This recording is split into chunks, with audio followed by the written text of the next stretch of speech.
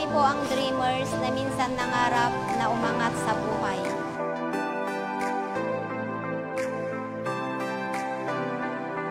At sa tulong ng SES, ay nabigyan kami ng pag-asang posible pala ito.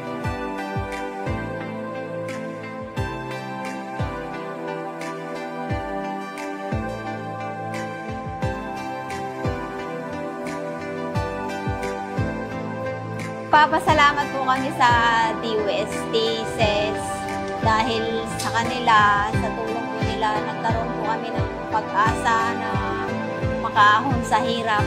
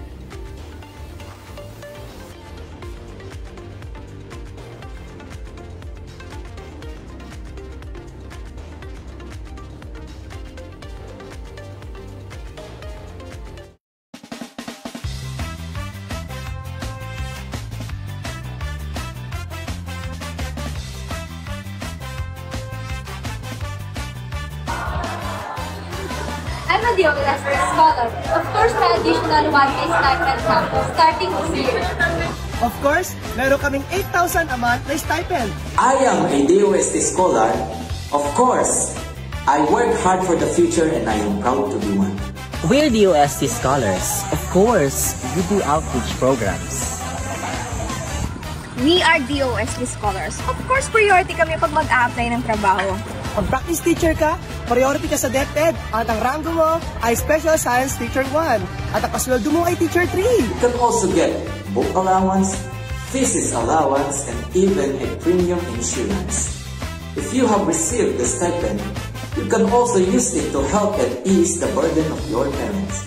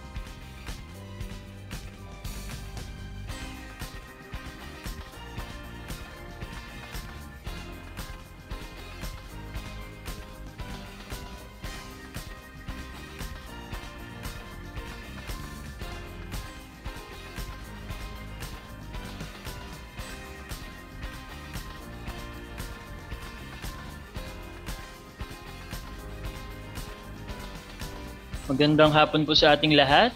Within 3 minutes, we are going to start our webinar this afternoon. Ayan, so muli po, last 3 minutes, ayan, for our countdown so we can start our webinar for Tech Tips. Magandang hapon po sa ating lahat. Within 3 minutes, we are going to start our webinar this afternoon. Ayan, so muli po, last 3 minutes, ayan, for our countdown so we can start our webinar for Tech Tips. Magandang hapon po sa ating lahat. Within 3 minutes, we are going to start our webinar this afternoon. Ayan, so muli po, last 3 minutes, ayan, for our countdown so we can start our webinar for Tech Tips. Magandang hapon po sa going to start our webinar this afternoon. Ayan, so muli po, last 3 minutes, ayan, for our countdown so we can start our webinar for Tech Tips. Magandang hapon po sa going to start our webinar this afternoon. Ayan, so muli po, last 3 minutes, ayan, for our countdown so we can start our webinar for Tech Tips. Magandang hapon po sa going to start our webinar this afternoon. Ayan, so muli po, last 3 minutes, ayan, for our countdown so we can start our webinar for Tech Tips. Magandang hapon po sa going to start our webinar this afternoon. Ayan, so muli po, last 3 minutes, ayan, for our countdown so we can start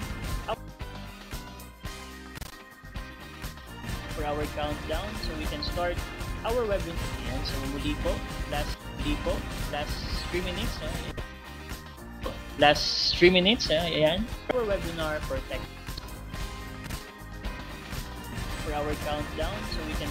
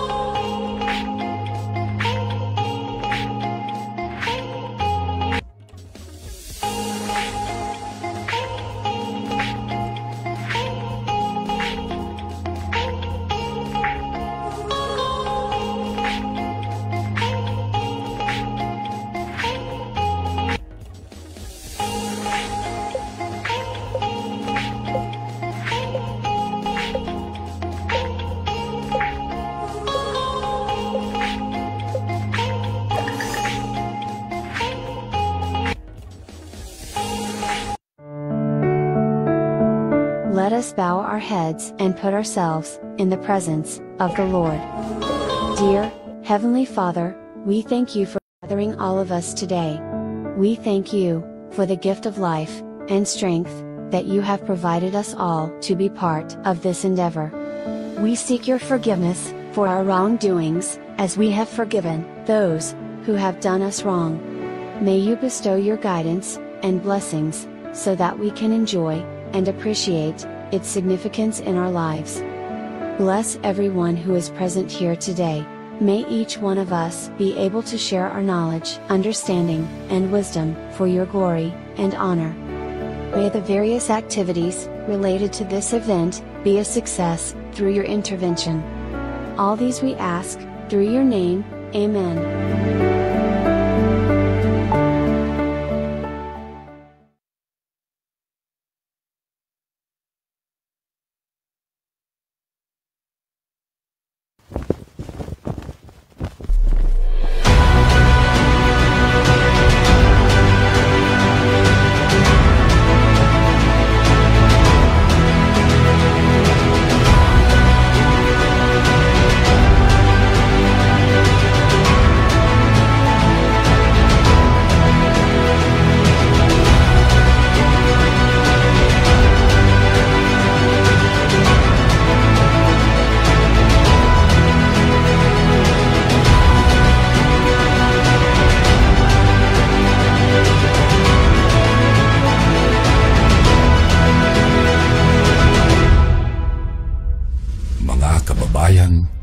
Pambansang awit ng Pilipinas.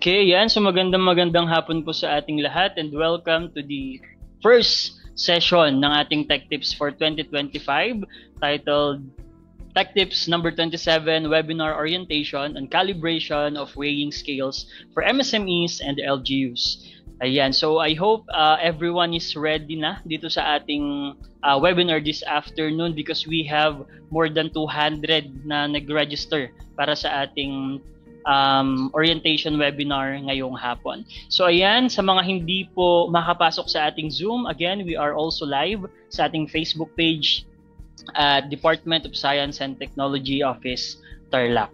Ayan, okay. But before we proceed, let me take this opportunity also to promote ayan yung aming activity here in Tarlac, the first Tarlac Provincial Science Fair to be held on February 3 to 8, 2025 sa Bulwagang Kanlahi, Diwa ng Tarlac. So ayan, so hopefully sa mga taga Tarlac or even outside Tarlac, lahat po kayo ay maka-attend, makasilip sa aming science fair this coming February 3.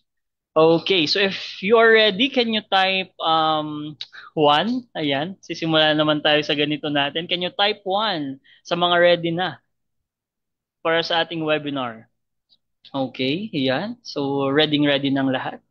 Again, this webinar is for all. Hindi lang, kumbaga, involved ka sa calibration or weighing scale sa mga market, ganyan. This is also for the knowledge of everyone also for this, regarding this topic.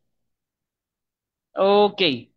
So to formally start, syempre hindi magsisimula yung ating webinar without a message, a remarks from the laboratory in charge of the Regional Standards and Testing Laboratory. May I call on Science Research Specialist 2, Sir Arnel C. Cruz, for the opening remarks. Hello po, sir. Good afternoon. Hello, sir. Good afternoon po. So, narinig po ba ako, sir? Yes po, yes po. So, welcome po sa ating, sabi nga, unang first Tech Tips ng taon. Pero pang number 27 na, tama ba, sir? Tech Tips, ang dami na pala. Yes So, po. tas nakita ko pala, hindi lang pala Region 3 or Tarlac ang nandito. So, may mga SME na from iba't ibang province, region. So, naway sana, yung iba, government employee pa pala. Tapos, sana yung mga ituturo dito, ma- ma-absorb nyo, marami na naman kayo matutunan at magamit nyo sa inyong business. Muli, magandang hapon sa lahat. Thank you. Thank you so much, Sir Arnel, for officially opening itong webinar natin. Unang webinar ngayong taon. Ayan, thank you so much, Sir Arnel, for the support. And alam kong very busy ka sa inyong mga ganap dyan sa region, pero you still give time for this webinar. So ayun, ready na ba lahat? Ayan, syempre.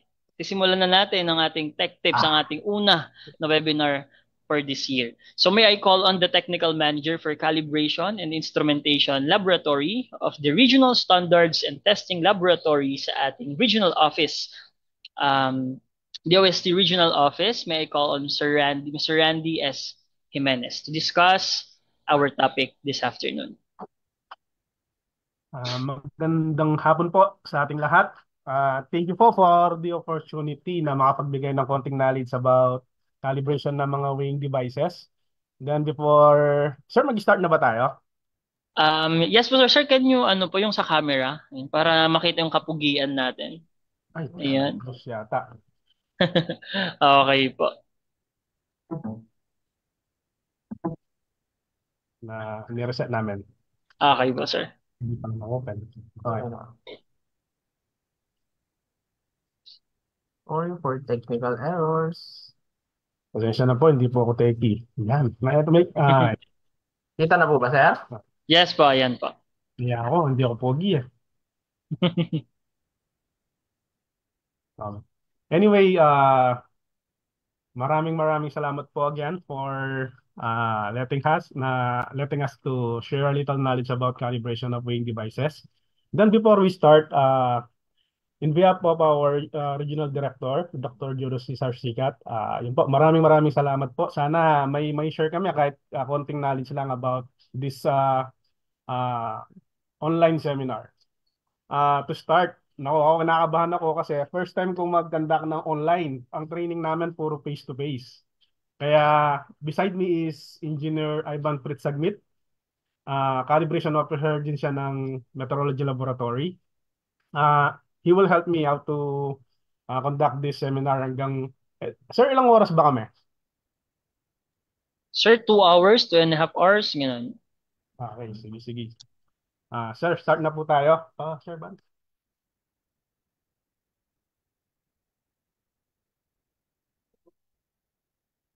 Natin yung scripts.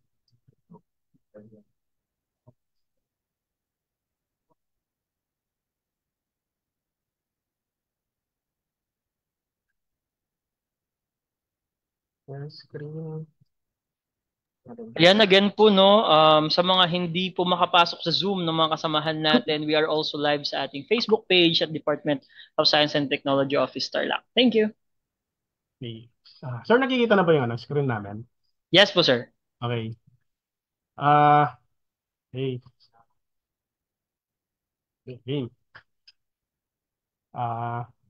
This presentation, kahapon lang po nagawa to, parang kasi whole presentation dapat to, kaya lang since we are given 2 hours pala, kaya ano lang, pahapiyaw lang to.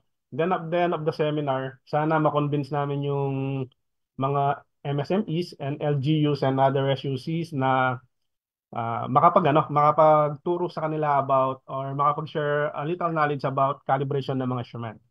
Ang title ng training natin ngayon is Orientation on Calibration of Weighing Scales. Okay?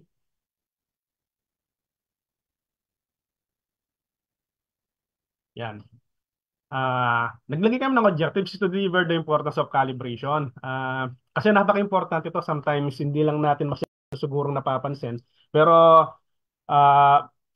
very critical to, lalo na sa production.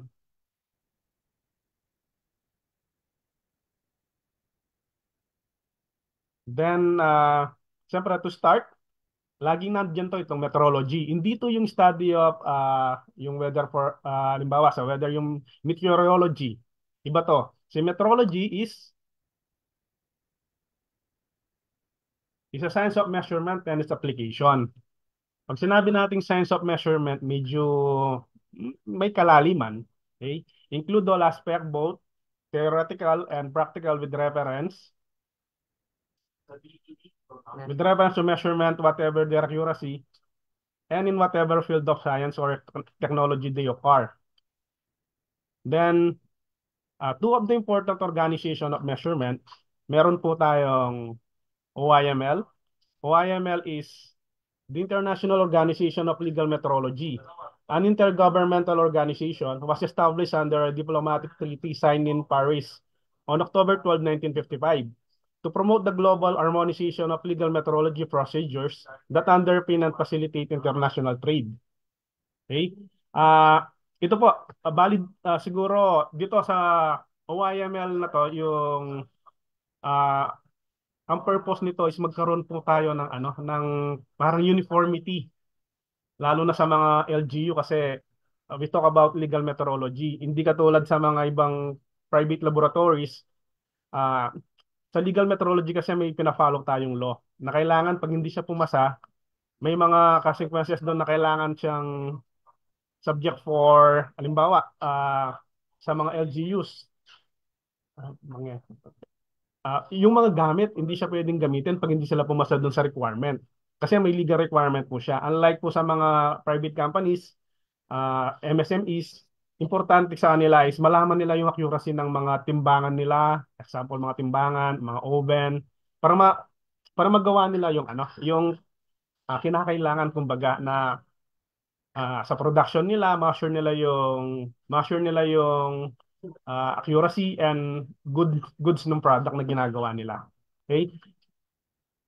Meron din tayong ISO. Ito, well-known ito, International Organization for Standardization. Is a non-governmental organization that forms a bridge between the public and private sectors, and is the largest standard organization in the world. ISO is derived from the Greek word isos, meaning equal. RSTL po, Metrology and Chem and Micro namin, ISO accredited kami ng PAB. May mga scope na, kumbaga, pumasa kami doon sa accreditation nila. Okay? Kumbaga si ISO, ano to, pwede sa private, pwede sa government. Pero yung legal metrology, mostly, mga LGUs yan ang involved dyan. Then, measurement is a technique in which the properties of an object are determined. Sa measurement, meron po tayong pina-follow na SI units.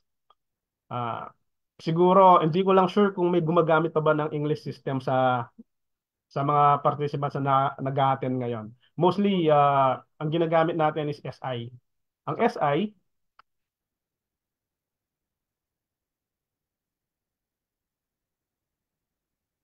yan. May mga pictures dito. Try to identify.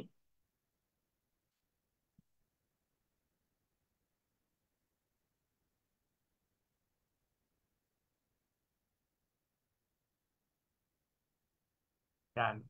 Yung una natin sa taas, pwede pa sa araw to. Yan. Ito yung sa kilogram. Ito yung unit natin sa mass. Then, this is the meter. Sa length naman to. I think this is for time. Stopwatch naman to. Seconds ang ano natin dito. Then, sa electrical, ampere. Sa temperature, ang nakalagay sa sign natin is Kelvin, pero ang ginagamit natin is Celsius. Medyo mahirap kasi sa conversion pagdating sa Kelvin and Celsius. Kaya, mas madaling gamitin ng Celsius. Then, mole sa sugar. Yan. Ito, kandela sa luminous naman sa mga ilaw.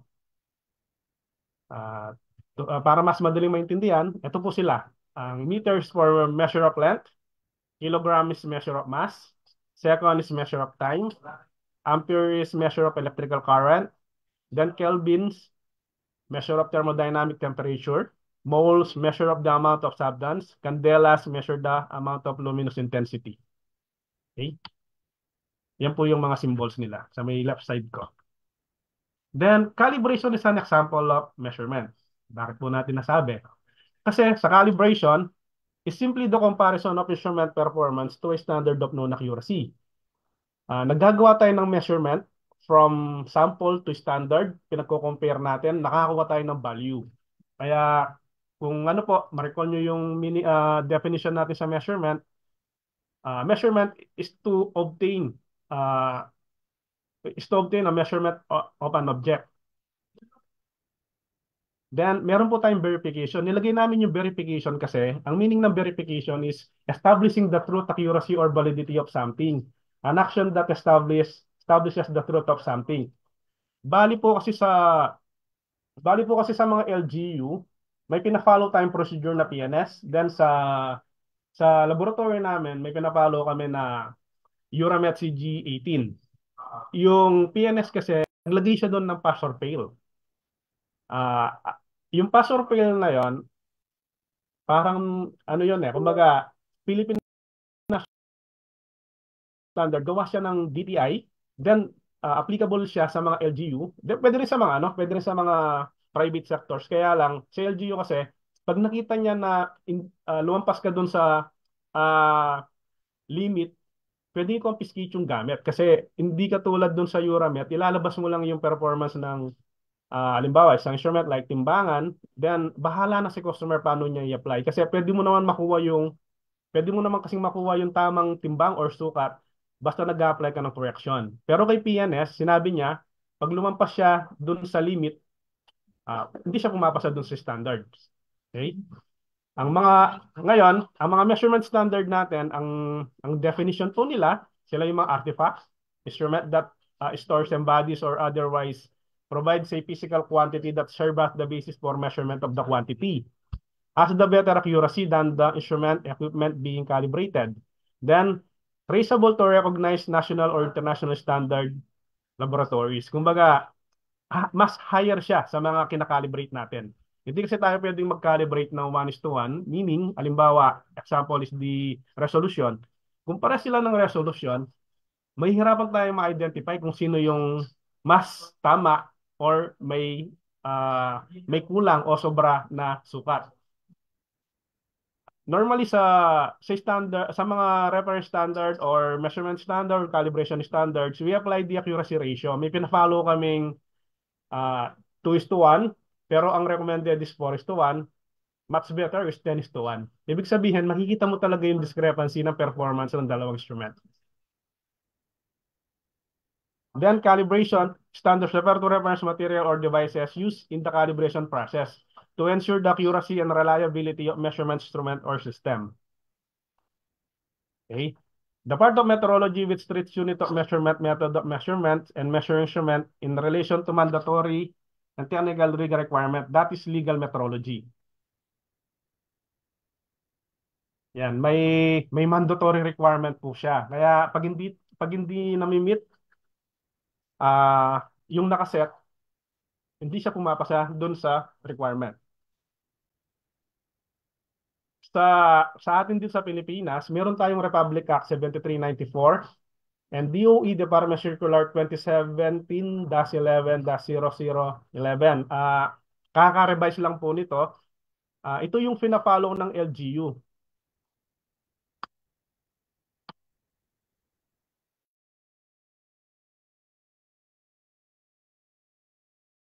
The state shall ensure safe and good quality of foods, drugs, cosmetics, and devices, and regulate their production, sales, distribution, and advertisement to protect the health of the consumer. Dito po sa Consumer Act of the Philippines, 7394, nakapaloob po dito na ang LGU po, sila po yung may mandate na i-calibrate yung mga timbangan, lalo na po sa public market para maano po natin na ma-assure natin yung mga consumer natin na babayaran po nila yung tamang timbang na binibili po nila.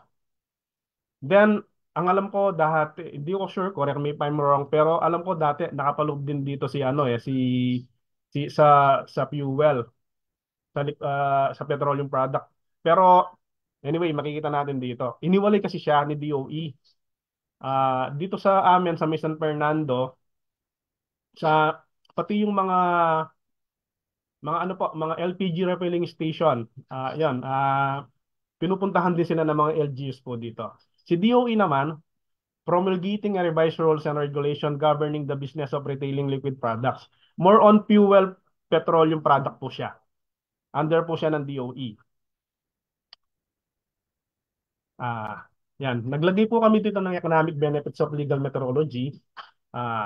Yung mga benefits na makukuha natin dito is reduce disputation and transaction costs, consumer protection, level playing field for commerce, control of fraud, full collection of government excise and taxes based on measurement, and full national benefits for commodity export. May mga benefits pa rin nakukuha ang government sa legal metrology, pero ito lang po muna yung nilagay namin. Siguro kung magkakaroon ng training, baka mapag-usapan pa natin yung iba.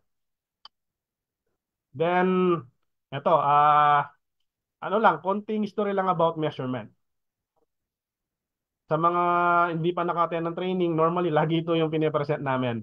Ito po is a royal cubit. Ito yung parang steel rule natin ngayon, mga metal ruler sa atin or yung mga plastic ruler.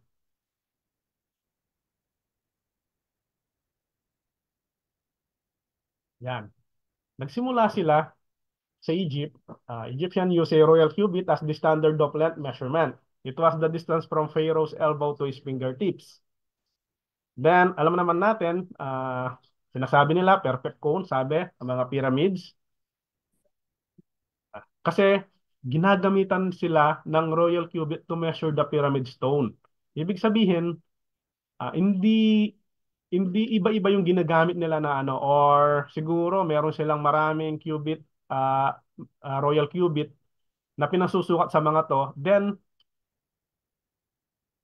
ang ano po nila is sinusukat nila yon sa ni Pharaoh from elbow niya to, sa fingertips. Kumbaga, nagkakaroon na siya ng standardization.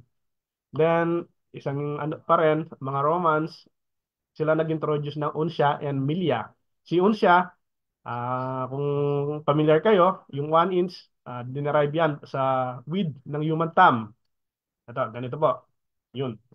Then yung milya, alam naman natin is 1,000 step of soldiers. Kumbaga, yung milya ngayon po, hindi, bali yung miles, ang ginagamit natin sa atin is kilometer.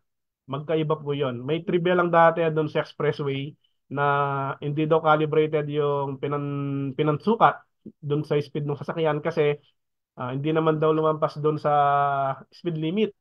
Kaya lang pala, yung speedometer ng sasakyan, miles ang gamit niya, hindi po kilometer. Sa Pilipinas po, kilometer po yung ginagamit natin. Ang alam ko po is miles is English system. Okay? Then in 1875, 18 bansa signed the Metric Treaty. Ito yung start ng International Meteorology System. Ito yung BIPM. Kumbaga, doon na nag-start yung BIPM. Nagkakaroon na ng harmonization ng mga measurement. Ito po siya. Intergovernmental organization whose mandate is to provide the basis for a coherent system of measurements throughout the world, traceable to the International System of Units, yung pong SI. Then the BIPM is based in Paris. Tingin nyo, when the calibration of measurement started? If you recall, kanina, yung Royal Cubit, pag sinukat yon dun sa kamay ni Pero from elbow to fingertips, that is comparison. Ang standard natin is si Pero.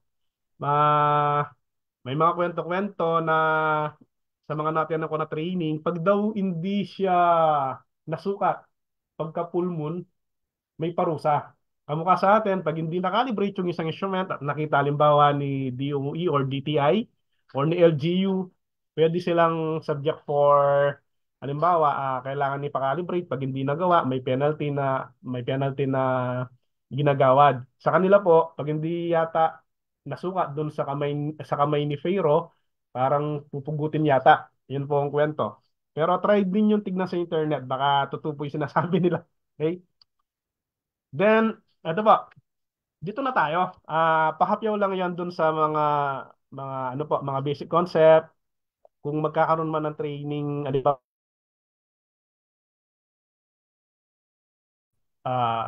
about measurement, about calibration.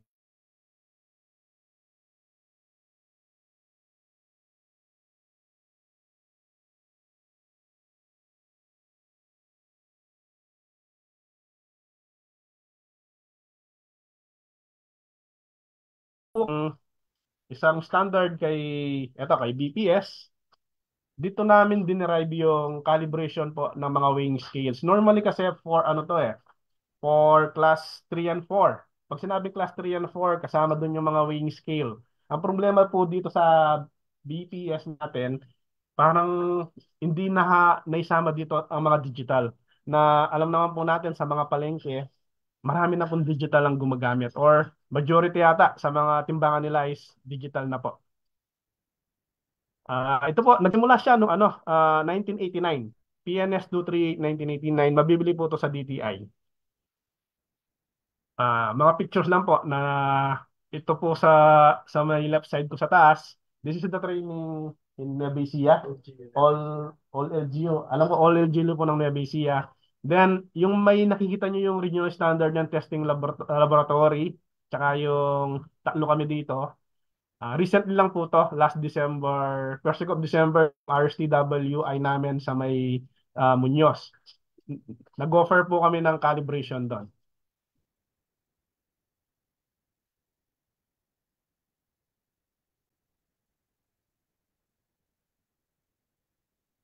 Then, alam naman po natin, this is the test weights. Ginagamit sila for calibration of weighing devices. Then, yung mga test weights po, naka-classified sila OIML R111. Kaya lang yung pag na-classify sila as OIML R111, medyo mataas po yung presyo nila. Makakabila naman po tayo ng mga test weights na non-OIML R111. Basta ang importante, the classification can be used in the calibration as long they met the requirements. Kasi po sa mga kung gagamitin mo po si PNS sa calibration ng mga weighing devices, I think M1, M2, M3 doon po sila. Pero pagdating sa mga IN na mga timbangan, kailangan na po yung F1 or F2, F2 or F1. Pag ito kasi medyo ano na siya, masyado na siyang mahal. Downloadable po yung OIMR R111 for further ano po clarification and knowledge about this. Pwede nyo po siyang i-download, libre po siya. Pero si PNS yata, I think hindi. Alam ko binibili to sa DTI po. Ito po sila. May M1 to M3, F1 to F2, E1 to E2.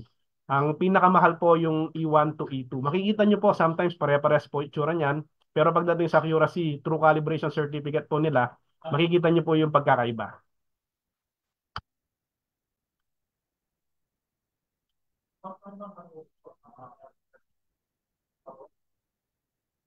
Then as per PNS 238, the process of calibration is shift test and increasing and decreasing load.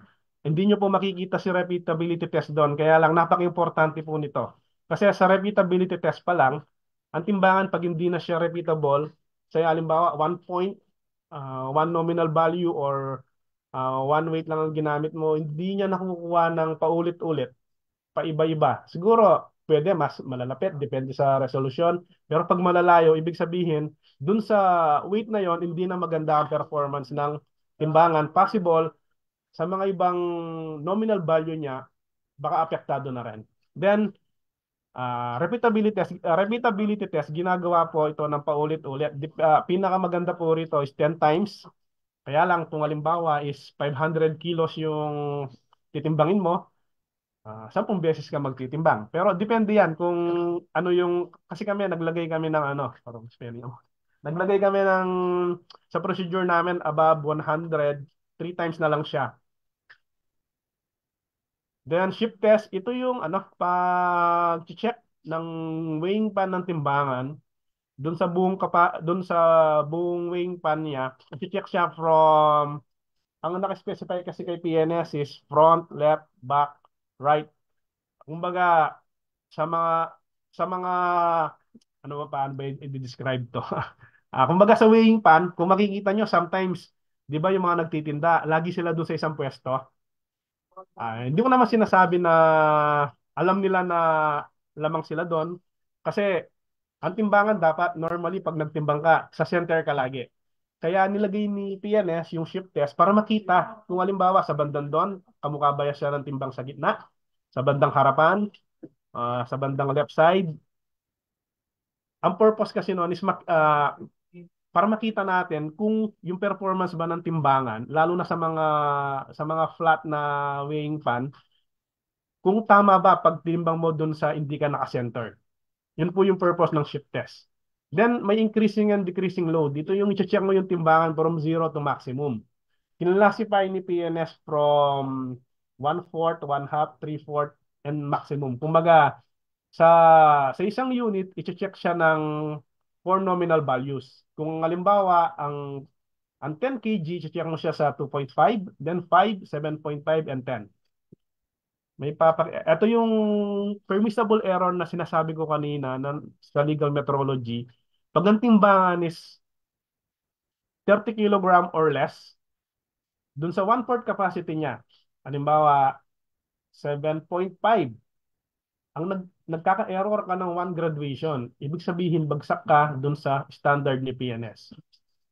Then, over 1/4 capacity, 7.5, 7.6 up to maximum, kailangan ang allowed mo lang doon is 1 graduation, kumbaga isang guhit. Okay? Dito, kung mapapansin nyo, graduation ang nakalagay. Meaning, yung mga timbangan na tinutukoy natin dito, yung mga weighing scale. Kasi kung digital yung sinasabi, siguro much better na gagawin nila dito is resolution. Kasi pag sinabing graduation, parang nakadivide na siya. Sa mga digital kasi, we use the term resolution. Okay. Over 30 kilograms naman. Ganon din yung ano niya, ang MPE niya. Ang 1/2 capacity, 1/2 graduation pa rin. Over 1/2 capacity, isang graduation. Pag lumalampas siya dito, hindi siya pumapasa dun sa permissible error ni PNS.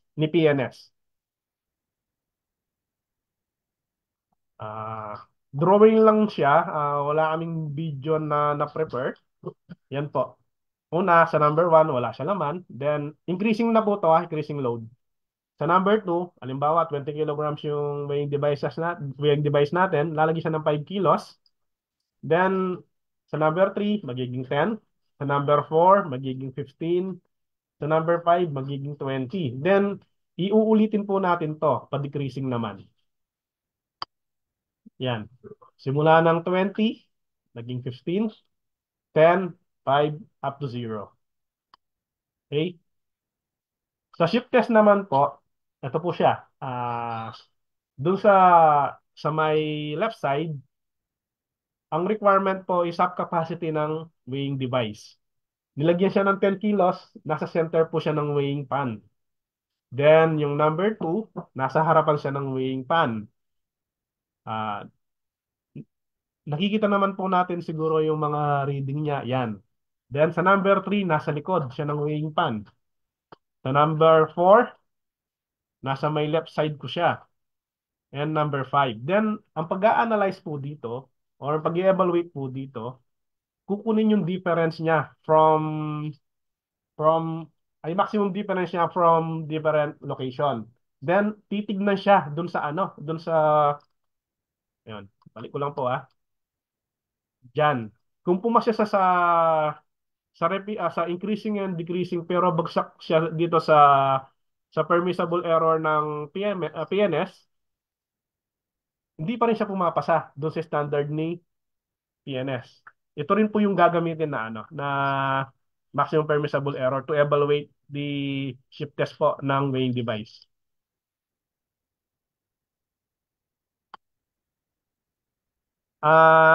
Kanina po, ang nai-present namin is doon sa title is orientation ng mga weighing balances. Since may tiga-LGU po tayo, nilagay na rin namin yung fuel dispensing pump. Additional knowledge na rin po. Then, picture po, nakandak namin to sa, I think, Nebesia ba to? Nebesia, sabi ni Sir Ivan.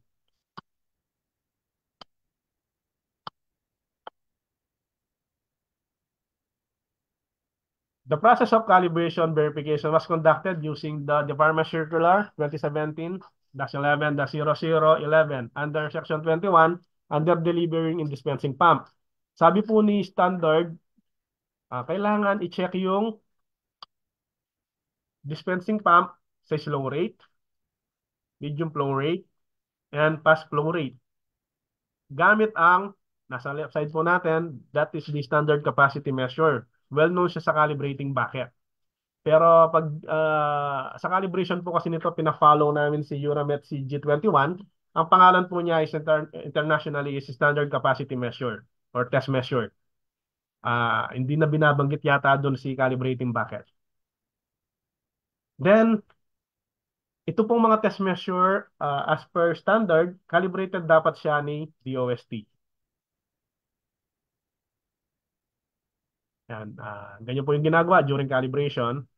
Pero mas maganda kung nakapatong siya sa isang flat na surface. Gumawa kami ng tripod. Yung isang pa niya na-adjust. Then, ginagamit namin yung level bar to assure na pantay yung paglalagyan po ng standard capacity measure. Or gamitin na muna natin yung term na calibrating bucket. Ito po, kailangan po nating i-apply itong meniscus reading. Para kami po dito sa laboratory, para standard yung pagsusukat namin ng meniscus, ng volume sa mga test measure, ganun din sa mga glassware. Ang tama po dito, yung may correct line of volume. Kasi po, depende yan sa kapal ng mga lines or resolution ng test measure natin. Kami po, above the line yung gamit namin. Kasi pwede naman siyang below the line. Pero yung standard namin dito sa amin is above the line.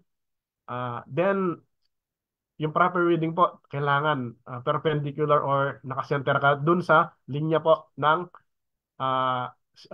zero line po ng test measure. Ito, ipakita ko lang. Siguro mas maintindihan. Kahit sa palengke po, ginagawa to. Sometimes napapansin po ninyo, yung mga timbangan, hindi ko lang alam kung sinadya or ganun talaga niya naipwesto. Mas maganda po kasi pag nagtimbang ka, nagsukat ka, dapat naka-center po yung yung mga scale ng timbangan mo or anumang klase ng instrument para maiwasan po natin ito. Yan, avoid parallax error. Yung parallax error is the error due to line of sight relative to the instrument scale or the change in the apparent relative orientation of objects when viewed from different position. Hindi ko lang sure kung familiar po kayo sa mga... Kasi po, sa timbangan, makikita naman natin yan sa mga weighing scale pag hindi nakasentro sa inyo yung measuring phase ng timbangan. Pero mas magandang ma-appreciate ito sa sa length, sa mga micrometer and caliper kung familiar po kayo. Kasi konting galaw lang po ng alignment, nag-iba po yung sukat. Pero ito po yung parallax error. Kailangan ma-avoid po natin to during measurement kasi baka akala natin naka-zero pero naka-advance na pala siya or kulang. Sa face-to-face training, mas madali itong mapag-aralan. Then, calibration of NAWI. Sa mga tiga-LGU po, normally ganun po yung ikakandak namin training, yung weight and measure, mga timbangan using PNS. Then, yung pong department circular na pinapalaw namin yung slow flow rate, medium flow rate at saka fast rate. Bale, yun po doon po namin kinuha yung procedure how to conduct kasi yun po yung mandate ng LGU na yun po yung ang may bibigay po na tulong namin is to enhance po sila how to conduct po yung calibration. Pinag-usapan nga po na mga halimbawa, kwentuhan namin mga RMLs na buong Pilipinas kung calibration ba o verification kasi may sinasubject tayo na na accuracy. Pag hindi sila tumatama doon, ibig sabihin, hindi hindi sila pumapasa doon sa standard. Kasi sa verification, kung makikita niyo yung meaning niya kanina, pag hindi siya pag hindi siya tumama doon sa target mo, ibig sabihin, hindi siya pumapasa sa standard. Unlike calibration kasi, ang calibration po is to check, to compare the instrument performance to a standard of known accuracy na mas mataas sa kanya. Then, pag nakuha mo yung difference nila, may mga computation pa po ng uncertainty yun. Hindi po kami nagdi-declare ng pass or fail unless na i-require siya ni customer. Then we follow the same procedure po. Kasi baka mag-declare kami ng accuracy, hindi naman pala yung pina-follow ni customer, sigurado. Hindi niya gagamitin kasi lilitaw na bagsak sa amin. Kaya ang ginagawa po is the customer, siya po yung nakakaalam paano niya gagamitin yung instrument niya. Hindi ibig sabihin na may error, hindi siya pwede. Madali pong makuha yung tamang sukat, tamang timbang, basta alam lang i-compensate or i-apply yung error. Kasi makukuha mo naman po yung tamang sukat or timbang pag nag-apply ka ng error. Okay? Calibration of NAWI. Ito po yung buong meaning niya. Non-automatic weighing instrument. Pag sinabi nating non-automatic weighing instrument, tingin nyo po, ito pong timbangan na to, this is analytical balance. Ano po to? May mga may mga timbangan na pag hinawi mo siya, may nagbubukas. Kumbaga, hindi mo kailangan buksan, magbubukas siya ng sarili niya. Tingnan nyo po, this is automatic. Okay.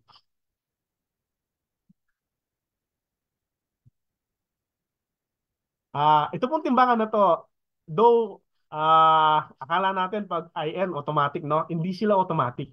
Pag sinabing automatic weighing instrument, yun po yung mga timbangan na pag pinindot mo siya, hindi mo nakakailanganin ng human intervention. Kumbaga, hindi mo kailangan ilagay yung test weight. Kukunin niya yung test weight, titimbangin niya, i-record niya through computer, tapos tatanggalin niya ulit.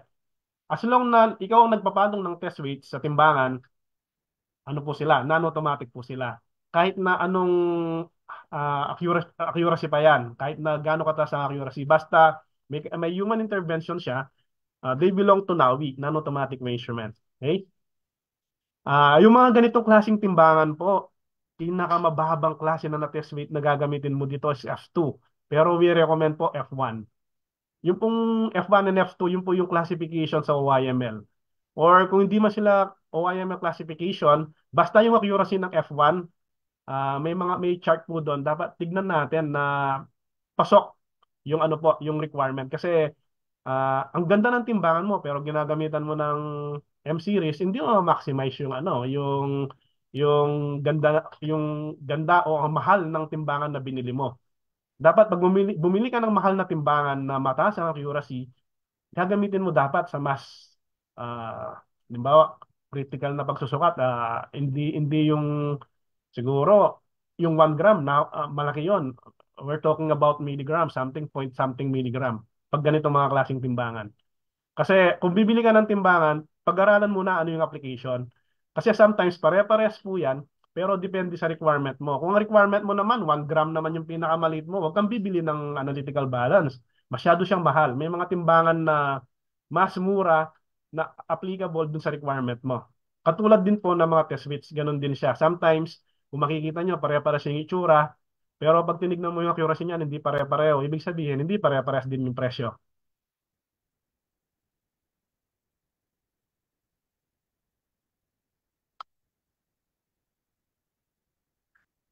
Sa Nawi po, we follow this Euromet CG18. Sa mga tiga MSMEs at saka mga SUCs po dyan, yung mga laboratory size schools, pag nagpa-calibrate po kayo ng timbangan, no, we're using the Euromet CG18, hindi po yung PNS. Ito po yung accredited sa amin dito sa laboratory namin. Yung calibration po ng mga weighing devices following the procedure Euromet CG18. Kung titignan nyo, as pares din yung ano niya, yung test, repeatability test, effect of eccentric loading, nag-iba lang ng pangalan pero parehas yung purpose.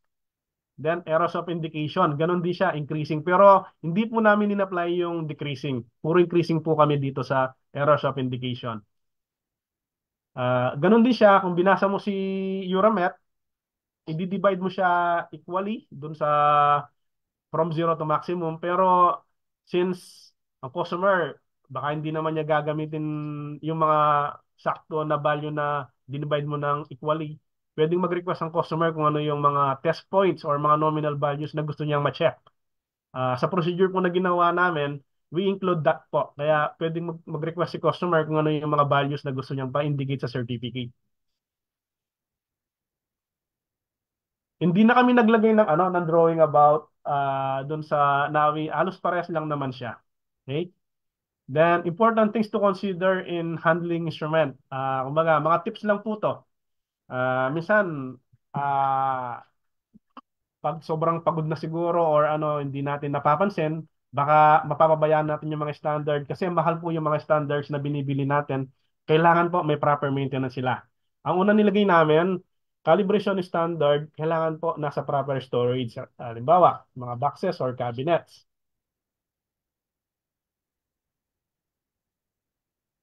Ayaw yan. Ito po, lagi namin tong kasi pag nakikita nila, halimbawa, nag-on-site calibration kami, nakikita nila yung mga test weights namin, may mga weight value siya o mass value. Sabi, kung palang nag-gym ka, itong 5 kilograms, o sigradong 5 kilograms yun. Kumbaga, hindi man siya sakto, napakaliit po ng error. Pwede siyang gamitin as dumbbells. Pero wag po natin gamitin as dumbbells kasi may mga dumbbells naman talaga for exercise. Kasi mahal po to para sa dumbbells lang. Then, minsan ito, hindi na, sa mga napupuntahan namin, sa pagmamadali sa trabaho, hindi nila na ibabalance ng maayos yung mga weighing devices nila, which is nagkakaroon po ng epekto sa measurement, lalo na kung maliit yung resolution. Kailangan po na mabalance natin properly. Kung mapapansin nyo yung mga ibang timbangan, may mga bubble sila sa may sides. Yon, kailangan po ma-high sentro natin yon. Ang ibig sabihin nun, hindi siya calibrated, pero naka-center na siya. Yung iba, akala nila pag na-center yon, calibrated na siya. Then, hanggat maaari po, at least room temperature, depende po sa mga standards, lalo na mga test weights. Pag medyo mataas na yung accuracy ng mga yan, medyo prone sila sa sa corrosion, halimbawa mataas yung humidity. Do not overload the weighing balance. Kasi po, halimbawa, yung mga spring, kung 10 kilos lang siya, huwag kang maglagay ng more than 10 kilos. Kasi pag pumapalo yon, possible yung spring niya sa loob, baka magkaroon po ng diferensya. Ganon din sa mga electrical kasi mga load cell din po siya, baka mabigla yung load cell sa loob po ng timbangan. Nagkakaroon din po siya ng ng problema pag lagi siyang overload. Lift the wing scale at the base during transferring. Siguro naintindihan naman sa mga wing scale na yung may patungan? Wing pan. Oh, wing pan. Di ba? Pag tinanggal mo yon, meron siyang cross. Yung iba, binibit-bit doon. Pag hinila mo yon, nahihila din yung spring sa loob. Ang buhay po ng mga wing scale nasa spring sa loob. Pag nawawala sa alignment, lumuluwag, naapektuhan po yung accuracy ng wing scale natin.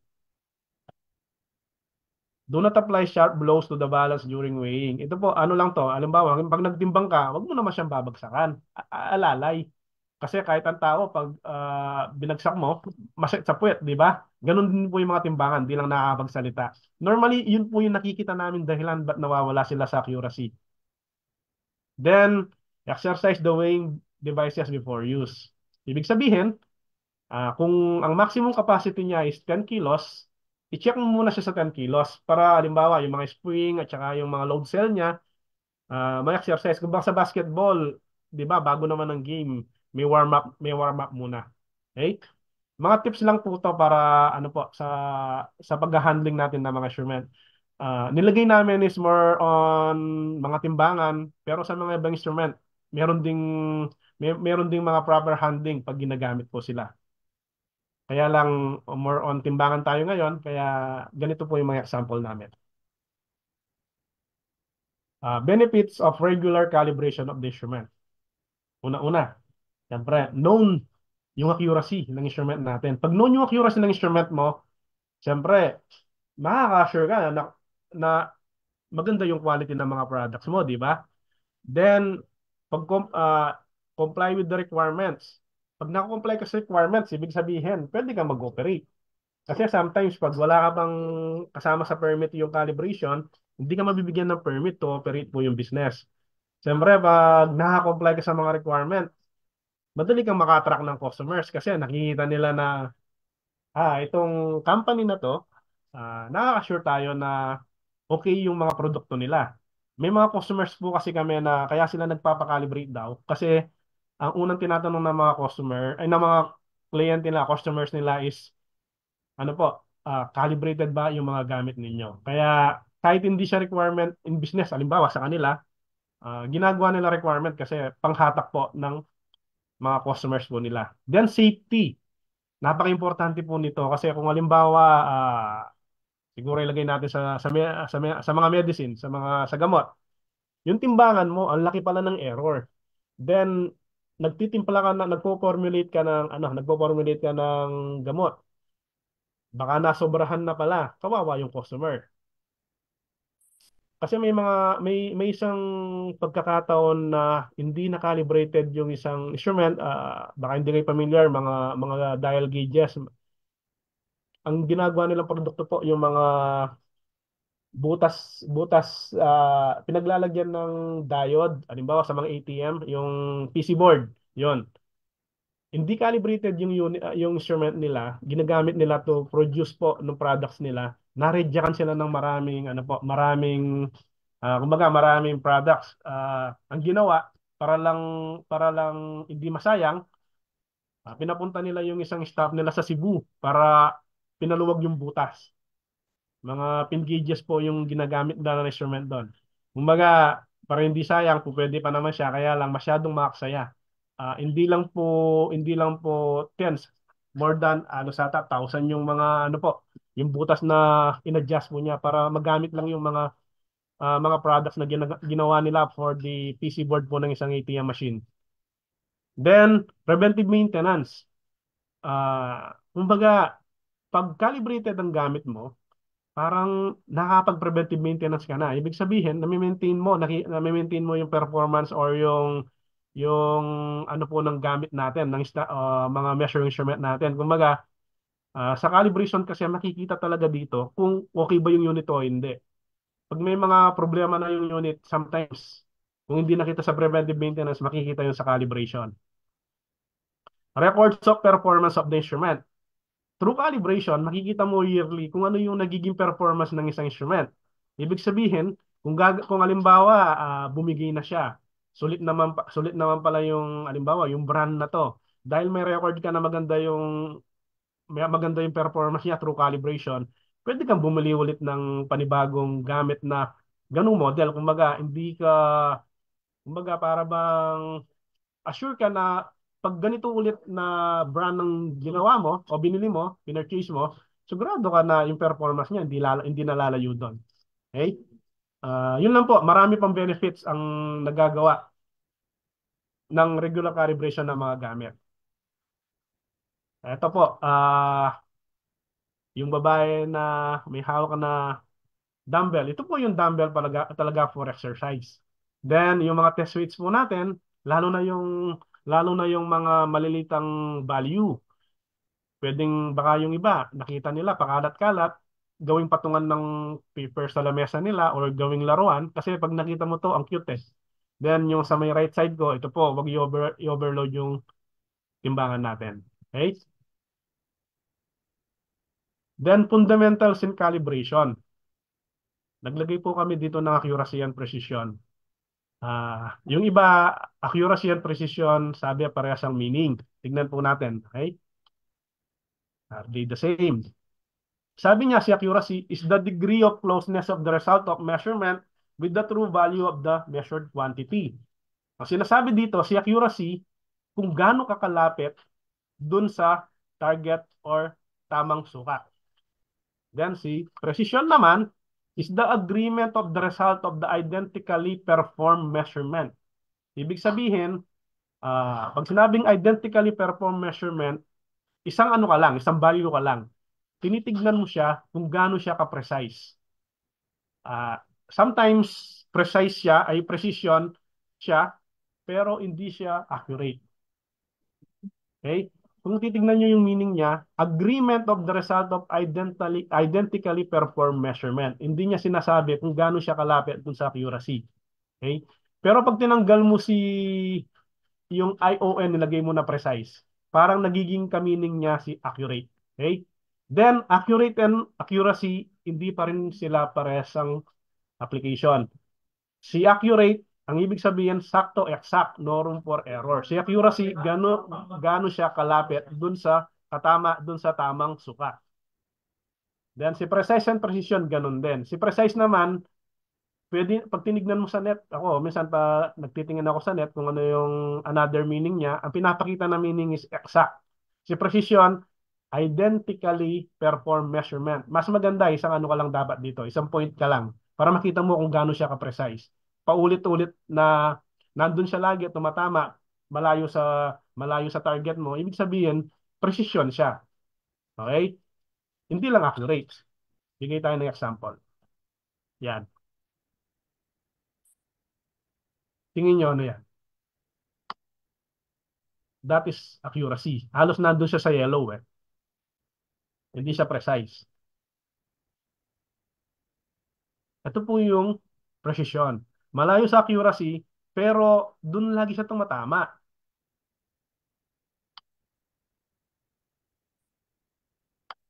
Ito yung precision na siya, nandun pa siya sa accuracy. Okay? Pero si precision, kaya kung titignan po natin, ang layo niya dun sa target, di ba? Pero pwede mong makuha yung tamang sukat or tamang timbang by applying correction. Kasi kung lagi siya tumatama, alimbawa, yung center natin, yung pinaka-bullseye natin, nasa may 5 kilos. Yung mga sukat na X, nasa may 5.5. Alimbawa, may error siya na plus 5, plus 0.5. I-compensate mo lang yon, makukuha mo yung tamang timbang. Mas madali siyang kunin kasi maganda yung precision niya. Pero yung sukat is pahiwa-hiwalay na.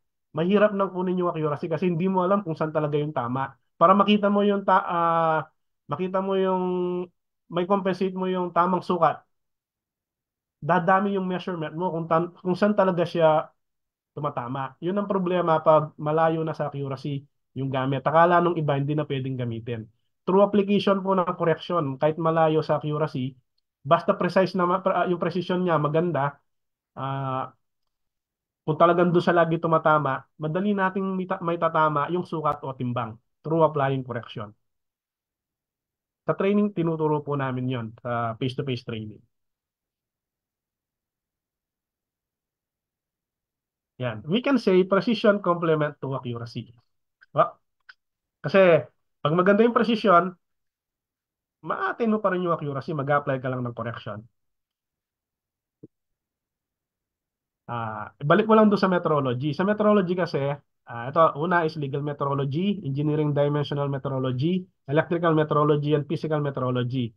Bibigay lang po kami ng mga example about engineering metrology, the field of metrology which primarily covers the measurement of length, angle, and geometric relationships.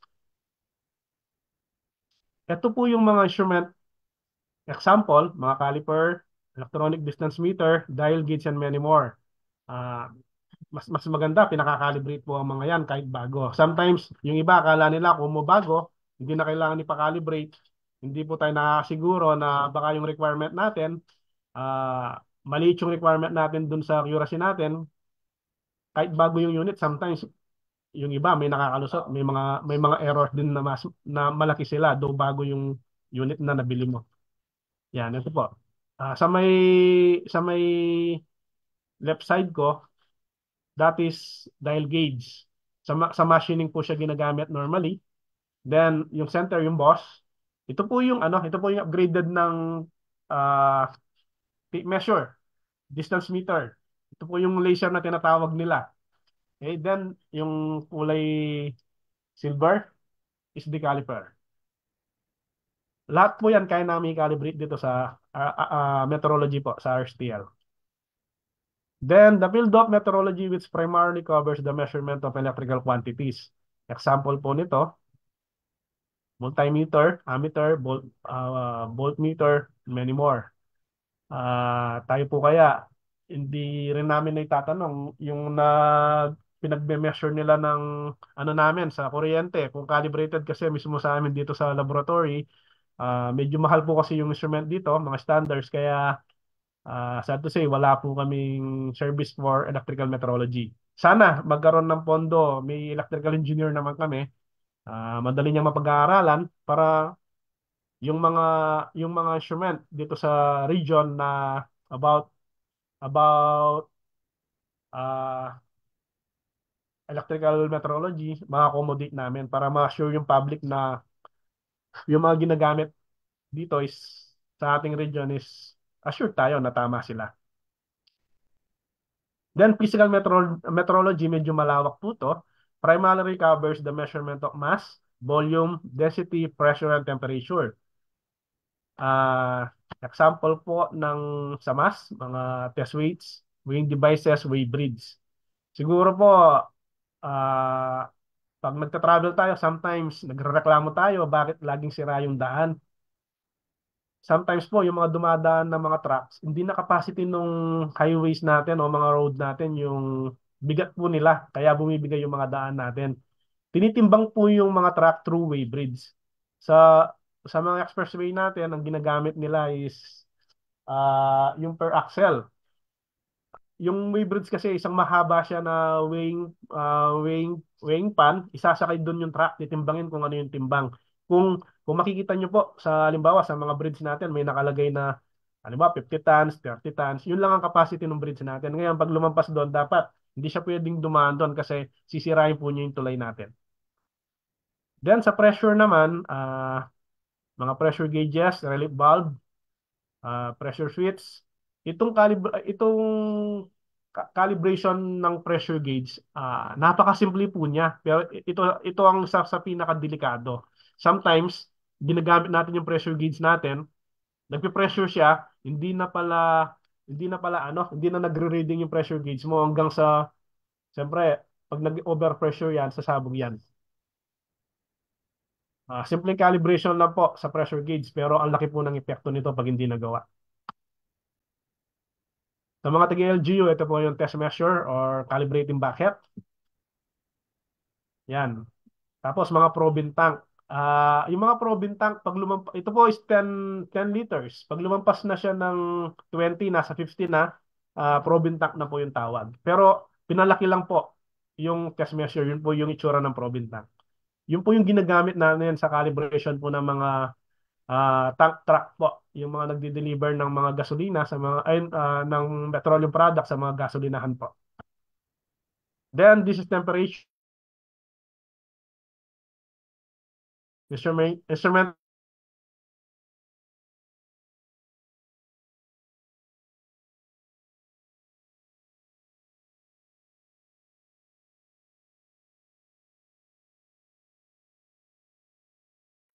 Okay, yan mukhang ano lang, may konting connection error Na kailangan kila Sir maintain po yung Randy. temperature. Ayun, okay na.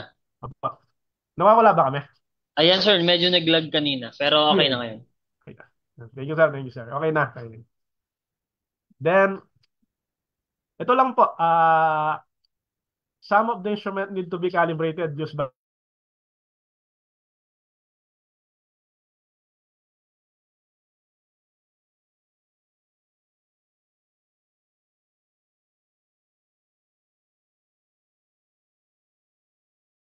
calibration kasi makikita mo kung gaano kaganda yung performance po ng mga instrument natin. Okay? Kung kaya naman bumili ng standard, pwede kayong mag-internal calibration. Pero kung mahal po yung standard, kung kukunti lang yung gamit, much better na hanap na kayo ng third party or ano po, nagagawa ng calibration para ma-sure natin kung tama ba yung nakukuha natin ng mga timbang or sukat sa mga instrument natin. This is the test weights, standard capacity measure, electronic balances, and incubators. Ito po, laging pinag-uusapan to pag nagte-training kami. No measurement can guaranteed to be perfect. Then all measurements are truly not exact. Kaya ba't pa tayo magpapakalibrate? Yun po sinasabi nila. Kasi po, dahil sa mga sources of errors. May mga sources of errors po na we cannot eliminate. Hindi na sila pwedeng i-eliminate during measurement. Pero, nami-minimize ang mga yan. Kasi, hindi ka naman gagamit ng instrument na malaki yung error na nababasa ng sample mo or i-calibrate mo kasi parang hindi na appropriate, hindi mo na nasusunod yung hindi mo na nasusunod yung accuracy ratio na tinatawag during calibration. Okay? Siguro po kung magkakaroon tayo ng training, mas may elaborate natin ng ng malawak yun kasi we're given 2 hours. Ilang minutes pa tayo? 30 minutes na lang po pala kami. Yan. Why do we need to calibrate our instrument? Siyempre, ensuring accuracy, then quality control, compliance, safety,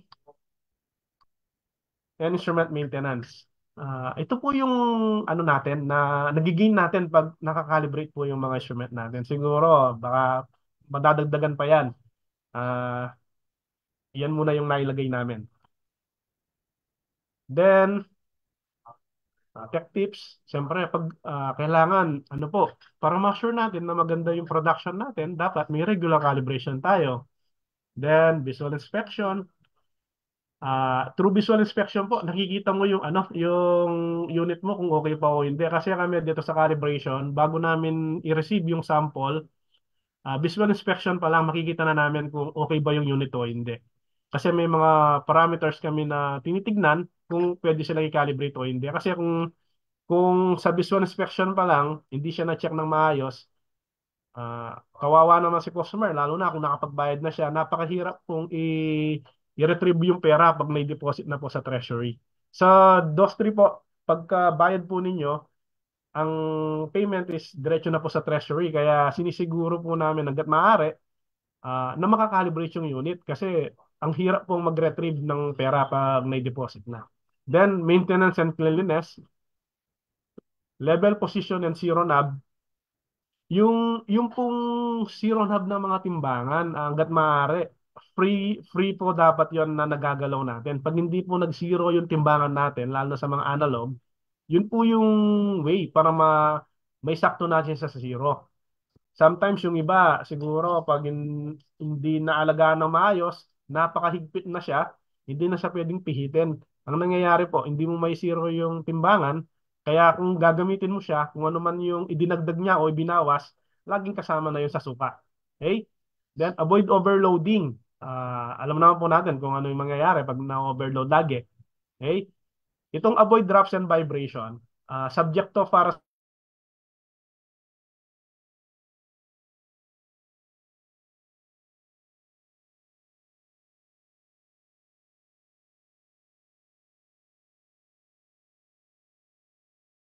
critical balance.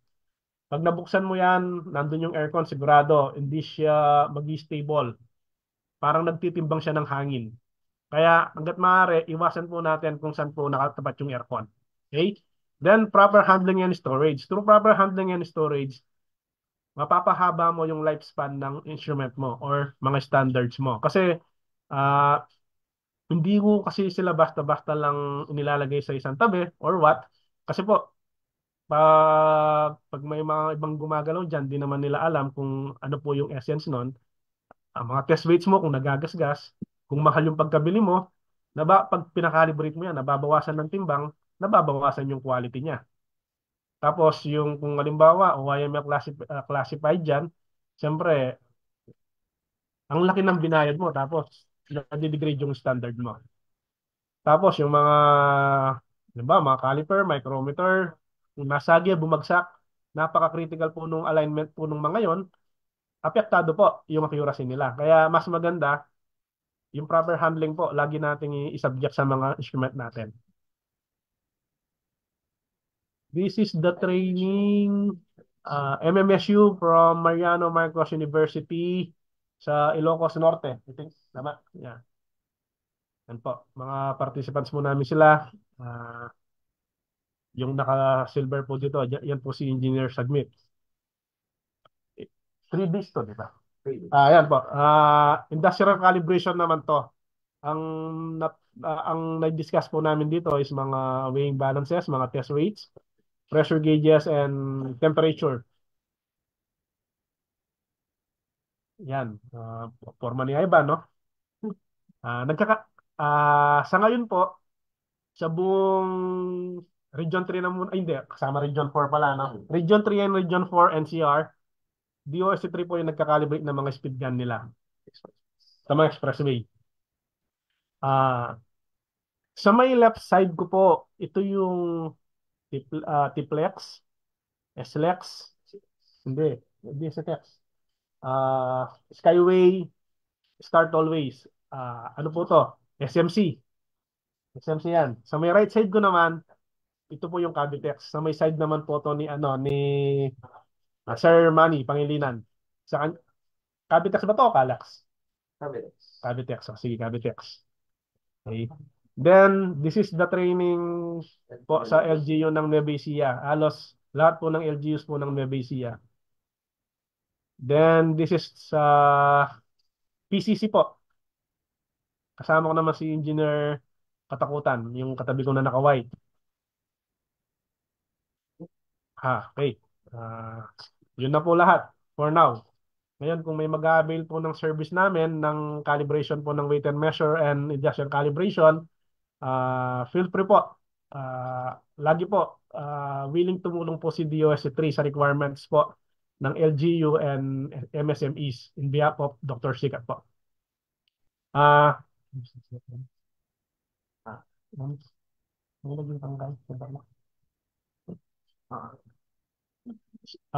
Sir, yun na po yung end po ng presentation natin. Kung siguro kung may mga tanong po. Okay po, sir. Yan. Maraming salamat, Sir Randy. And ngayon, let's read naman yung mga comments, mga chat ng ating mga participants this afternoon for their questions. So from Taka Philippines, from Miss Rox Bautista, do we need to calibrate the weighing scale annually or it is okay to do it every other year? So considering the wear and tear siguro neto, Sir Randy. Ma'am Roxanne po, tama? Yes po, Rox. Ma'am Rox, kasi po sa alimbawa po kami is PEB accredited po kami, accredited po yung weighing devices po namin. Doon po sa standard, hindi dapat po naglalagay ng ng due date, alimbawa annual. Kasi si customer po yung nakakaalam kung paano po ginagamit yung gamit. Si CalLab po, CalLab is kami po, calibration laboratory, i-calibrate namin siya, ipapakita yung performance po ng unit ninyo, ibibigay certificate. Then, yung iba po kasi nagre-request ng due date. Kaya nilalagay namin ng 1 year. Pero si standard, ang magdi-declare dapat ng due date ng calibration is the end user. Actually po, pwede mo siyang i-extend. provided may ginagawa ka namang intermediate checking. Kasi ang calibration po, ang alam po ng siguro, I think, correct me if I'm wrong, lahat akala 1 year, no? Hindi po siya, depende po yan paano siya ginagamit. Kasi kung mabilis po yung wear and tear ng instrument ninyo, possible po, baka yung 1 year na nakalagay doon, nag-iiba na siya. Kaya through intermediate checking, makikita natin kung okay pa rin ba yung performance po niya. Yung intermediate checking po, it was conducted in between calibration interval. Then may process ka doon na ginagawa na makikita mo kung okay pa rin siya o hindi. Sa amin po sa laboratory, yung mga standard namin, yan, we're subject for intermediate checking kasi yun po yung quality check po ng laboratory sa mga instrument niya. Kaya yung 2 years po pwede siya. Depende po yan sa auditor ninyo kung halimbawa may papakita ka na supporting documents na hindi siya nagbaba. Actually, hindi natin pwedeng hindi siya sabihin na hindi nagbabago. Kumaga, pumapasa pa rin doon sa requirements ninyo. Baka po pwede po siya. Kasi wala po talagang declaration ng due date ng 1 year pag sinusunod si standard, si ISO IC 17025 2017 version. Provided po, basta may mga ipapakita kang document, depende po yan sa auditor po ninyo. Okay? Ayan, thank you, Sir Randy. May follow-up question din. Same person, kay Ma'am Rox. And how do we know the calibration accuracy of the new weighing scale? So yung kakabili. So normally with the calibration certificate, siya upon delivery and we only assume na okay siya kasi bago. Okay po. Ganito po kasi yung iba. Actually po, lahat naman ng mga ano natin, may mga may sinasabi factory calibration or factory quality check. Depende po siya. Kasi kung halimbawa na medyo mataas po yung limit nila dun sa factory quality check nila, then pumasa sa requirement nila, then nung nabili mo siya, dahil alam mo, may certificate siya na factory calibrated siya, tignan mo po yung certificate niya kung nag-declare siya ng mga errors niya doon or correction. Then, tignan mo po kung ano yung epekto sa inyo. Kasi may mga gamit po na bago, pinapakalibrate. Kasi may dalawang reason. Una-una, yung nag-audit sa kanila, hindi tinatanggap yung factory calibrated. Gusto nila is third-party calibration. Then, yung iba naman, kahit bago, pinapakalibrate pa rin kasi iba kasi yung calibration ng factory dun sa calibration ng laboratory. Hindi ko naman sinasabi na hindi ganun kalalim sa kanila kasi hindi naman namin nakita. Pero sa amin kasi, sa mga laboratories kagaya ng Dostri tsaka sa mga ibang private laboratories, kumbaga may mga pina-follow sila na procedure talaga. Kumbaga maintain yung ano doon. Kailangan nilang i-follow yung requirement doing the calibration. Kaya yung iba kahit na bago, pinapakalibrate pa rin nila para mas sigurado po yung ano nila sa mga instrument na nabili nila. Ngayon, kung halimbawa, nag-declare naman si company at tiwala naman kayo dun sa ano niya, kung halimbawa, may mga gamit kayo na nagkataon na, halimbawa, timbangan, may test weights ka, calibrated yung test weights mo or alam mo naman yung accuracy ng test weights mo, pwede mo siyang i-test doon or i-check.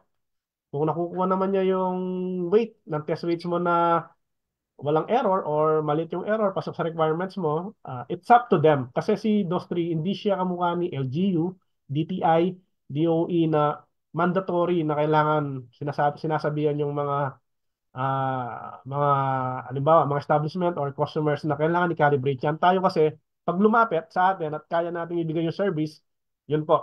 Kumbaga, wala tayong mandatory requirement na kailangan yan. Tayo laging tumutulong po. Okay, thank you, Sir Randy. Next question from Miss Ann Pamela. What are the tolerances of digital weighing scale? Yung kanina, si PNS, nag-declare siya ng tolerances. Then si Euromet, meron din siyang MPE, pero kino-compute siya. Medyo mahirap i-discuss dito. Hindi ko lang sure kung gustong basahin ni Ma'am Pamela. Downloadable si OIML R76. Doon kasi makikita mo doon kung ano yung test weights na gagamitin mo para sa isang klase ng timbangan. Then, pagkatapos ng calibration, kung ano man yung naging performance ng timbangan, may mga errors siya, doon mo makikita kung pasok ba siya doon sa requirement ng Certain, halimbawa, class 1, class 2, class 3, and class 4. Kina-classify nila kasi yung mga timbangan natin ni R76 into classification na class 1, class 2, class 3, class 4. Yung class 3 and 4, yun yung mga weighing scale. Yung normally na ginagamit natin sa palengke, pero ngayon digital na eh. Then yung class 1 and class 2, nandun na yung analytical balance at saka mga laboratory top loading balances po. Medyo mahirap i-discuss, ma'am, yung ano, yung kanina, yung naipakita namin, kung si Ma'am Pamela Vice, LGU, pwede niyang i-follow si PNS 238. Okay po, ayan. Next question is, saan po pwede mag-purchase ng calibration bucket and other calibration equipment? From LGU Aurora. Aurora, okay. Pag nagkakanda kami ng training, akala nila nagbebenta tayo, taga DOST. May mga nagpapakalibrate po sa atin ng mga fabricators. Pwede namin silang kontakin para yun po, sila mag-usap about that. Kasi pag dumadaan ka ng, di ba, supplier, siyempre may ano yun eh, may patong sa supplier yon. Merong isang nagtitinda ng timbangan sa may Malabon. Ano po disclaimer, wala po kaming ano doon. Pero kasi mas mura po siya pag dumiretso kayo doon. Nakapunta na kami doon sa ano nila, sa factory nila, si First Philippine Scale. Pwede nyo pong tignan sa internet. Tapos, mga contacts nandun po. Pwede nyo po silang tawagan para makahingi ng quotation. Ngayon, sa mga test measure naman, yung supplier. May supplier dito na ano na customer tayo sir na nagpapakalibrate. Siyempre tulong na rin pwede namin ibigay yung number niya para kontakin nila. Yan po. Pero si Dostri wala po. Wala tayong gamit sir. Okay. Tama. Ayan, so sige. So next question naman po. Are you accepting calibration of MC for grains from Sir Diosdado Domingo? Moisture content. Ay, yun po. Sir, wala pa tayo ng ano ng standard for moisture content. Pero yung unit niyan, alam ko may weight yan eh. Pwede i-calibrate yung weight niya, pero yung moisture content sir, wala tayo. Siguro kung hirap kasing humingi ng pera eh. Sana kung makagawa ng survey na maraming nangangailangan ng ganun, pwede nating ilabyan sa management na makabili tayo ng standard for that. Ang mahirap kasi baka kukunti lang sila, ang mahal pala ng standard, baka ma-question tayo. Better siguro may ano naman, may nag-offer naman, halimbawa si NML sa mga tsaka mga private lab. Pero kung makikita natin na malaki yung requirement dito sa region, mataas yung requirement, baka sakaling makapag-request sa management. Sa ngayon po, sorry to say, wala pa po. Okay, sige Sir Randy. Looking forward din. Sana may Sana. Okay. So ayan, next question. Siguro last 3 questions po tayo, no? The other questions, pwede siguro nating mamaya i-flash ulit ni Sir Randy yung contact details po ng RSTL. Ayan, para kung may mga questions pa po regarding calibration. Okay, so next question tayo from Sir Bill Henry. Hi, good day po. May separate training din po ba kayo such as analysis ng data and calculation ng deviations or kung paano i-present yung mga details needed for calibration report? Mukhang bago yung title eh. Pero hindi kaya measurement of certainty. Pero mukhang hindi. Sir, wala tayong service na gano'n eh. I think siguro si MIRDC or NML, pwede silang mag-seek ng tulong sa kanila. Ayan, so, sir. Wala tayo ngayon na service na gano'n. In connection, baka same lang to or I mean connected sila from Miss Pamela ulit. Do you have trainings and seminar for uncertainty and errors? Sa ngayon, ginagawa natin pero hindi pa ganun ka tawag dito confident to conduct uncertainty computation kasi medyo madugo to.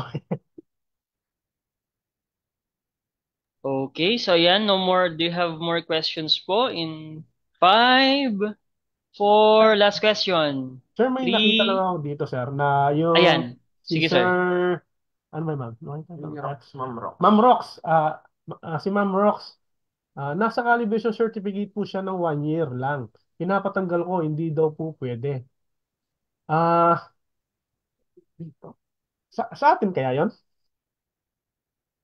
Ma'am Rox, saang ano po kayo, ma'am? Dito rin po ba kayo sa Region 3? Ayan, baka pwedeng mag-unmute si ma'am. Siya. Hindi po. Ay, hindi pala. Ah, okay. Ayan. Hindi kasi sa atin, sir, laging tinatanong ni CRO natin kung gusto niya ng due date or wala. Ngayon, pag hindi siya, may ano siya, pag hindi siya tawag dito, hindi siya automatic na tawag dito, nag-request, nilalagyan ng due date. Kasi yung iba, sir, kaya pinapalagyan ng due date para daw makita kung kailan ulit ipapakalibrate. Pero sa standard kasi, ang magdi-declare talaga ng due date is the end user. Pero kung request naman ni customer, pwede pong ilagay ni DOS3. Then, si sir, ano Okay ko na po. rin to, si Pura Tarlac MTO. Meron po ba kayong pwedeng mai-recommend para sa calibration for fuel pump? Ano pong klaseng, meron ba pwedeng ma-recommend? Magka-calibrate or magkakanda ka ng training? Calibration eh. Ano po kaya ang gusto ni Sir Pura Tarlac? Ayan, from Pura Tarlac, MTO. Pwede po kayo mag-unmute, sir?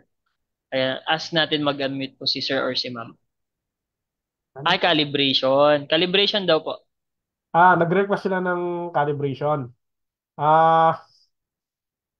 Pura, ika-calibrate yung mga dispensing pump sa mga gasoline station doon sa Pura Tarlac? Parang ganon? Hindi po ba nila kaya sa ngayon? Kung hindi kaya, pwedeng puntahan niya ni Dostri to on-site po yung calibration. Then, mas maganda para sa akin, training para sila yung para kasi income generating din po kasi to may bayad to. Kumbaga, mas maganda na ang gagawa is Pura Tarlac kasi dun sa circular, sila po talaga yung may mandate nito. Kumbaga, parang pag ang DOST yung gumagawa, parang professional lang yon. Ang talagang ceiling officer talaga sa ganito is LGU po. Pero kung gusto muna nilang i-on-site natin na taga DOST, pwede naman po, request lang po sila sa laboratory natin, sa RSPL. Okay, thank you, Sir Randy. Ayan po, so from Pura Tarlac MTO, you can coordinate with us din po. Ayan, para after this training, pwede nyo kaming i-message sa aming page. Ayan po. Third party. Ay, meron pa. Cyrus. Ayun, from Cyrus. Do you conduct trainings on calibration balances and glasswares? Yung mga balances po, yeah. Yung mga glassware, dinidevelop pa namin. Kasi ano po to kumbaga parang kulang pa yung mga gamit namin for glassware. Pero nagkakandak na tayo ng calibration nito. Training, ayun, i-develop pa. Okay po, sir. Kasi Ayan. doon nung last year na nagpunta kami ng Thailand, isa sa pinuntahan namin na company doon is nagka-calibrate siya ng mga glassware. Yung POVA ang tawag, yung pipette operated na yung pipetor. Iba kasi yung calibration niya doon sa mga ibang glassware. Kaya inaayos pa namin sakali. Kung magawan siya ng tawag dito ng harmonization ng mga RMLs, RML is Regional Metrology Laboratories, baka pwede natin siyang i-offer. Kasi baka yung kakandak natin na iba dun sa Ang, ma- ang plano namin kasi dapat naka-align lagi sa sa NML, sa National Meteorology Laboratory natin. Ito. Okay. Mineralogy dates. Do we have other, how to calibrate mineralogy? Hindi sir, wala mineral, parang ganon? Pang geology. Wala tayong ganito sir For measurements lang tayo. More on more on measurement. Physical, actually electrical wala pa rin kasama sa plano. Sige po. Sorry sir, wala pang mineralogy. Okay. Wala na ba tayong na-miss out na question? So, okay na po ba? Okay. Ayan. Sige po. Can we request everyone to open their cameras po para naman magkaroon tayo ng photo. Ayan, photo opportunity with our resource speaker. Ayan po. And of course, wala pa pong lalabas ng ating Zoom dahil may ganap pa po after this photo. Ayan. Okay? Okay, and 3. Ayan, naka-smile na sila. Okay. Magbibilang ako pero hindi ko i-zero para nakasmile lang lahat. 3, 2. Okay yan. 3, 2, 1, smile. Ayan po. Okay, next page. Ayan, grabe. So, na-max out yung Zoom natin. So, pasensya sa mga hindi nakapasok. Pero, ayan, open naman yung ating, open naman yung ating live sa Facebook. Okay, again, 3, 2, 1, smile. Okay. Ayan po. And syempre, we would like to thank ang ating speaker through this certificate of appreciation naman na binigay, of course, ng DOST3 para sa kanya. Ayan. So, let me read the citation. Republic of the Philippines Department of Science and Technology, Regional Office 3, awards the Certificate of Appreciation to Mr. Randy S. Jimenez in grateful recognition and commendation for sharing his valuable time, knowledge, and expertise as resource speaker during the conduct of Tech Tips 27 webinar orientation on calibration of weighing scales for MSMEs and LGUs. Held on January 31, 2025, signed by our Regional Director, Julius Cesar V. Sikat. Ayan, okay. So again, maraming salamat po sa ating mga attendees this afternoon. And to formally close naman yung ating webinar ngayong hapon, may I call ang aming dynamic, ayan, na Science Research Specialist ng PSTO Tarlac to give closing remarks. Hello, Sir Danilo Alcantara. Ayan, good afternoon and thank you Sir Ems no, ng bola ka. So ayan no, good afternoon po ulit sa ating lahat. And first, thank you po sa ating napakagaling na speaker for today, no, si Sir Randy Jimenez, no, ng Regional Standard and Testing Laboratory ng DOST Region 3.